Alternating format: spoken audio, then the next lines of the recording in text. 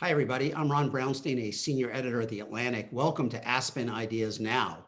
We're going to talk about the increasingly fraught state of voting rights in the United States with two experts on the subject. Wendy Weiser is Vice President for Democracy at the Brennan Center for Justice at the New York University School of Law.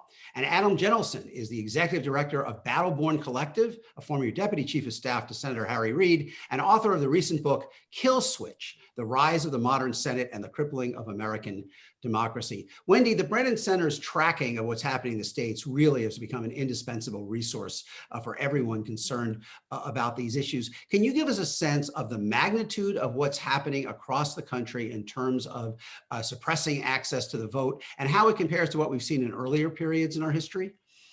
Voting rights are under assault in America like they haven't been since the Jim Crow era.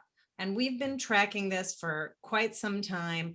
As of several weeks ago, we had counted 253 bills to restrict access to voting pending in 43 states, which is 7 times the number that we saw last year at this time. This is far greater than and much more intense than what we've seen at any time in the last decade that we've been tracking this legislation and this new move to restrict access to voting, both in terms of volume and intensity, how fast these are moving. Adam, thank you. Adam, one front in this fight is obviously battling these proposals on a state-by-state basis. But since they are many of them are moving forward in states that are dominated by Republican legislatures and governors, that is an uphill fight. Democrats in Washington are increasingly looking to the solution being an overall federal response. Can you talk about H.R. 1 and a new Voting Rights Act and how that might change the equation on some of these debates? Yes, absolutely. And I would also just say thank you for having us here. This is a pleasure to be able to address this audience with Aspen. And I think you're right. I think that the fights in the states are absolutely critical, and people on the ground in these states are doing incredible work. I think in Georgia, in the special elections there, you saw what can happen over years and years of grassroots building at the state level. And Georgia continues to be under assault from a voting rights perspective. But a big battle is going to happen at the federal level too. You need federal enforcement to stop many of these laws from going into effect and to challenge them when they do go into effect. And the federal government's ability to counter these assaults on voting rights at the state level has been dramatically reduced since the 2013 decision by the Supreme Court in Shelby County versus Holder, where Chief Justice Roberts authored a majority opinion that essentially gutted the 1965 Voting Rights Act. For Roberts, this was the culmination of a career-long crusade of his against voting rights that had started when he was an appointment in the Reagan Justice Department. So I think we can expect to see more of that from him. And so what we need is a robust federal response. And Democrats have responded, and they've certainly reached out to Republicans and invited them to participate, but so far have not gotten any engagement from Republicans. Democrats have responded with a series of measures, many of which are wrapped up in H.R. 1 that has already been passed by the House and which Senator Schumer will be bringing forward in the Senate, and the John Lewis Voting Rights Act. And together, these acts and several others present a comprehensive federal response to what we're seeing in the states. And the good news is that at least H.R. 1 has passed the House. The bad news is that in the Senate, these acts are likely to face a filibuster and likely fail because they probably won't be able to attract 10 Republicans to come over to join with 50 Democrats and reach the 60 votes that are needed to pass these bills. We saw some bills move through the reconciliation process on COVID relief earlier this year, but that will not be possible for voting rights. Voting rights will have to come through the Senate under regular order, where it will be victim to a filibuster. And I think that is likely what we're going to see from Republicans. So let me ask you, do you think it is guaranteed that Republicans will filibuster both a Voting Rights Act and the Senate equivalent of H.R. 1, or is it possible that Mitch McConnell will basically kind of let the Voting Rights Act go by in the expectation that John Roberts, for all the reasons that you said, will strike it down again? There's certainly a school of thought that thinks it would be wise for Senator McConnell to let the Voting Rights Act go through. Maybe this is a way that he avoids a showdown over filibuster reform. And you could certainly make that argument on the merits. However, I think the reality of it is that even if he wanted to, I think he's going to be unlikely to find 10 Republicans who will cross over and vote with Democrats for this bill. I think many Republicans see this as an existential threat. And frankly, I think McConnell sees this as an existential threat. He's sort of spoken of it in those terms. So, he can rely and have some faith that Roberts is going to come through for him on this 6-3 Supreme Court. But I think that, there's sort of a bird in the hand aspect to it too, where the threat that it poses to Republicans' electoral prospects, in McConnell's view, is so grave that he's probably not going to let it through no matter what.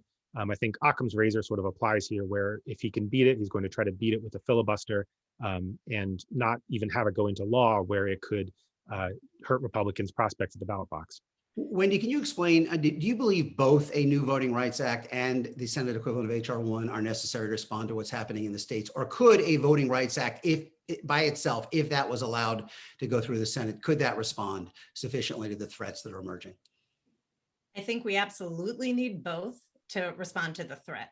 The Voting Rights Act is critical. As we just heard, the chief provision of the act was gutted about 7 years ago, and we saw a swift response in the states, a bigger surge in vote suppression legislation and conduct across the country, and there's much less legal protection to be able to challenge that. It is absolutely critical that we restore those protections against discriminatory voting changes. But even when the Voting Rights Act was in full force, we were facing this new move of restricting access to voting. Back in 2011, we saw the first surge in this new wave, this new strategy, this anti-democratic strategy of laws rolling back voting rights. And all in all that year, 19 states put in place new laws rolling back voting rights with the Voting Rights Act in place. Some of those were mitigated and blocked before the 2012 elections, but our voting rights were deteriorated, and that has continued. So we absolutely need the Voting Rights Act, but we need to raise the floor for every American. We need to take some of these tools out of the toolbox of those who want to suppress the vote. If everybody is automatically voter registered to vote, then and everybody can register to vote on election day, if there's a mistake with their registration, then discriminatory voter purges, for example, will lose their bite as a tool for disenfranchising voters. HR 1 has a host of provisions responding to the actual vote suppression actions that we've seen over the last decade across the country. I do also want to respond on the filibuster. Yeah. Because while I agree that we're going to face a filibuster, I think that there are other ways that this bill can get through the Senate. And there is a growing call, and we even heard it recently from the President of the United States, to reform the filibuster, at least for things that affect voting rights and democracy, if not more broadly. And that is gaining steam. And, we've heard even some of the more conservative and unlikely members of the Senate express the openness to this. And I think that we should not, given the fierce urgency of this legislation and of the problem that we're facing, the threat to our democracy, we shouldn't underestimate that as a path forward. I want to come back to Adam on that in a second, but can I just follow up? Whenever I write about this, and I've been writing about it a lot, drawing on the great work by Brennan and Adam and others, I always get questions in Twitter. Given the proclivities that John Roberts has shown over his career that Adam alluded to, won't the Supreme Court just strike down HR 1?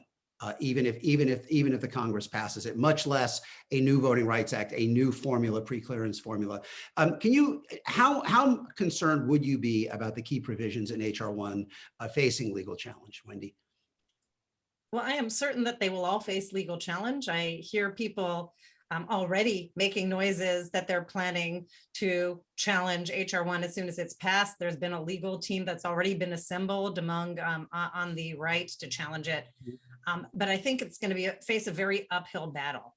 The Supreme Court has repeatedly emphasized, including in a majority opinion as recently as 2 years ago, that Congress's power to regulate federal elections is extraordinarily broad. It can write a whole code of federal elections. It did so in the case 2 years ago involving partisan gerrymandering. It made it clear that that applies to redistricting as well. But even this year, in cases where the Supreme Court was justices were rolling back voting rights protections, still kept on reaffirming, even the most conservative of the justices, that Congress can fix this. Congress can step in under the Elections Clause. So I think it would be very hard for them to go back after making this repeated assertion and affirmation of the strength of Congress's power, which is what it was intended to do. Yeah. So Adam, let me ask you this. I mean, especially given what you said before, that the virtual certainty that this HR 1 will face a Republican filibuster in the Senate. And the only way it is going to happen is if every Democrat agrees to change the rules in some way to allow it to happen. Does it need to be pared back? Is it trying to do too many things? Should it be more narrowly focused on the immediate emergency of voting rights? I don't think it does. I think that I think the question of the filibuster reforms, this battle is going to be joined because of the urgency of the voting rights issue.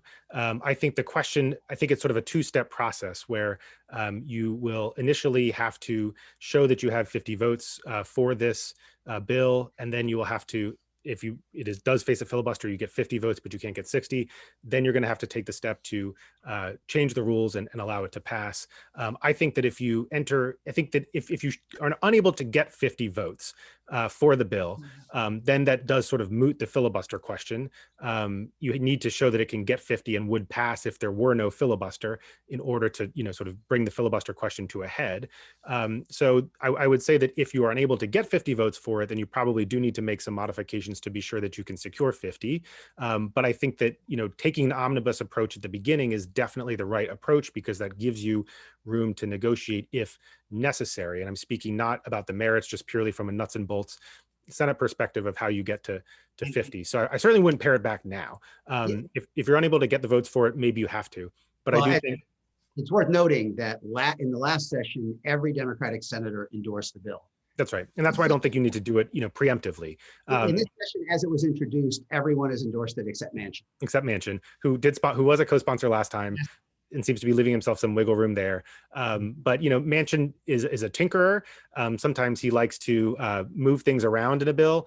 He tinkered with the COVID relief package, where he was basically just moving money from different accounts. Didn't have a big impact either way. So you might want to leave him a little room to tinker on this bill a little bit to get him to yes. But once you have 50 votes, then you bring the filibuster question to a head. And I do believe you should move forward with reform to make sure that this bill gets passed. But I certainly wouldn't pare it down preemptively.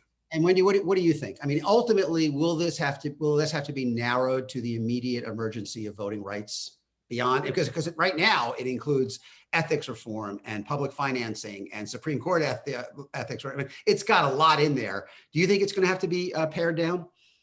The existence of more than one issue is a strength of the bill as well. And right now, the crisis of the moment that we're all focused on is the crisis to voting rights in America, and it's the crisis that led to the assault on our Capitol and to the attempted overturning of the election, and that's continuing in state legislatures across the country. But in a couple of months from now, the crisis that we're all going to be focusing on is the gerrymandering and the discriminatory redistricting crisis that's looming and that's coming down the pike, especially since the Supreme Court has now expressly stepped back from enforcement of anti-partisan gerrymandering guarantees.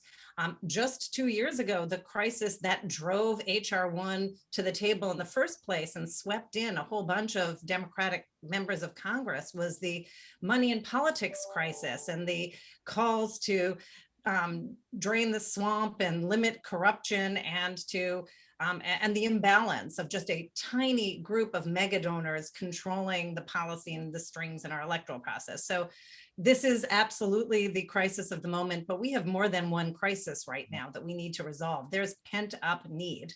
So given the stakes in this, given the possibility that the state suppression laws, if not superseded by national action, will allow Republicans to win back one or both chambers of Congress in 2022, Adam, and then there would be no chance of passing anything that would inhibit the ability of states to continue tightening the screws through the coming decades. Given the enormity of kind of the crossroads that we're at, Do you think the White House and the Democratic leadership in Congress is displaying sufficient urgency, is focusing enough attention on what's happening in the states, and is just generally recognizing the magnitude of the turning point that we seem to be facing? I would say a qualified yes. I think that they've passed HR 1 through the House. Senator Schumer has announced plans to bring it up in the Senate. That's very good. What I fear is that after there's action in Congress in this initial round, that they will then pivot to something like infrastructure, which could easily take us through the summer, potentially past Labor Day. And then before you know it, the year has slipped away and you're already close to the holidays and you haven't dealt with this voting rights issue. And then your timeline, as I understand it, to have any impact on the 2022 elections really starts to get very urgent. So I think so far they've shown sufficient urgency. What I hope they do not do is pivot away and sort of table it and leave it till after the summer or after Labor Day, after they get through this initial round where it's likely to face a filibuster. I think they need to bring this question of filibuster reform to a head immediately, deal with it now. We've seen there's no prospect for cooperation for Republicans. There's no point in waiting. Wendy, I want to give you the final word. The question about the urgency stands, but I would also like you to address the broader issue of how different is the character of American democracy in the 2020s with and without a national framework of voting rights. How big a divergence are we looking at? I mean, I think it's tremendous. We have been sliding towards anti-democratic, we've been sliding in anti-democratic directions in multiple ways, and it's getting worse. It's getting more brazen. As many have remarked, those who are trying to restrict access to voting are now saying the quiet part out loud, and they feel like it's okay to say, I want fewer people to vote. I found it shocking that the lawyer for the RNC in a case before the US Supreme Court challenging remaining provisions of the Voting Rights Act actually said that the RNC's interest in the case was that politics is a zero-sum game and the voting restrictions would actually help Republicans win. They essentially saying their interest is in subtracting voters from the electorate as their legal interest in the case. I mean, this is not America. You know, we need to restore a baseline set of values of we all can participate, and the playing field is fair, and the rules cannot be manipulated by those who are temporarily in charge to put themselves in the driver's seat forevermore. And I think it's going to get worse, and I mean, I know it's going to get worse. It already has, if we don't put a stop to it right now. Thank you both. I will offer a closing thought of my own, which is that, you know, some may look at this and say that, like so many other things in American life, we're headed for a kind of a two-tier system in which access to democracy looks very different in red states than it does in blue states. But like Lincoln, I think, when he said the nation cannot survive half slave and half free, I'm not sure that kind of equilibrium would last. You could easily imagine that if this red state suppression allows Republicans to get unified control again of the Congress and the White House at any point in the next few years, they will act to create national rules that impose the red state restrictions on the blue states. So in that way, it may be that this is a true crossroads for what democracy will look like, not only in the states now controlled by Republicans, but in every state. And I will offer that as a final thought. Wendy Weiser, Adam Jentleson, thank you so much for this great conversation. And thank you all for turning into the Aspen Ideas Now.